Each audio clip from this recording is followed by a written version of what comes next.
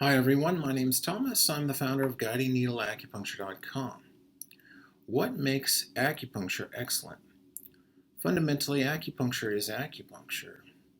Either there's excellent acupuncture or there is not so excellent acupuncture. Excellent acupuncture must make use of classical texts such as the Shanghan Lun, the Nanjing, the Neijing, which is the foundation for pretty much everything I do. I call this the Bible of acupuncture. I'd like to share a quote from the Suwen of the Huangdi Neijing, chapter 5. Hence, those who know well how to use the needles, from the yin they pull the yang, and from the yang they pull the yin. With the right they treat the left, and with the left they treat the right. This type of needling is done to achieve resonance. I'll discuss this further. So moving on, excellent acupuncture must make use of channel theory in order to determine the disease channels and appropriate channel treatments. Here you see the orthodox channels, and you'll notice the circulation between organs, endocrine glands shifts every 2 hours. So for example, between 1 to 3 a.m. is the active time of the liver organ. This is a typical time when people wake up due to stress, due to tension. And so this is a very powerful diagnostic tool, and also shares what the appropriate countermeasure treatments would be for such an imbalance.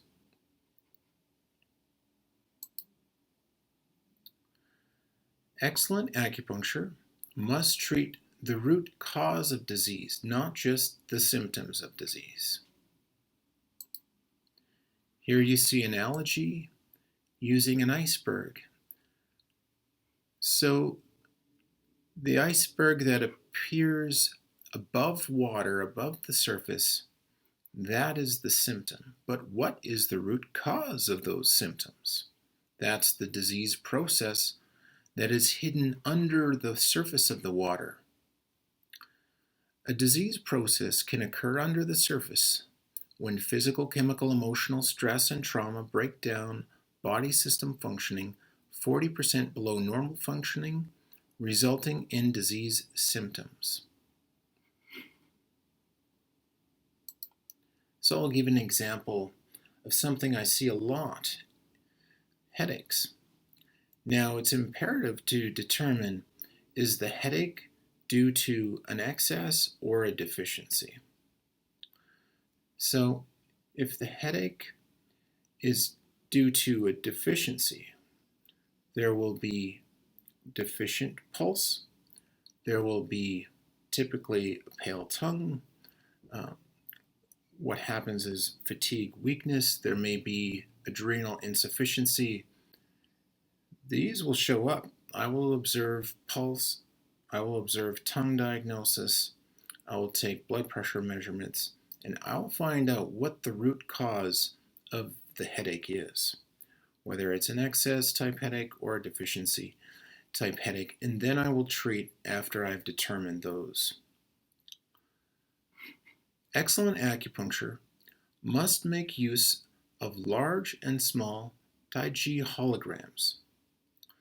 Most everyone who knows me knows that I rarely needle at the site of disease. I needle elsewhere in order to achieve a resonance, a resonant movement of qi and blood with the location, structure, and function.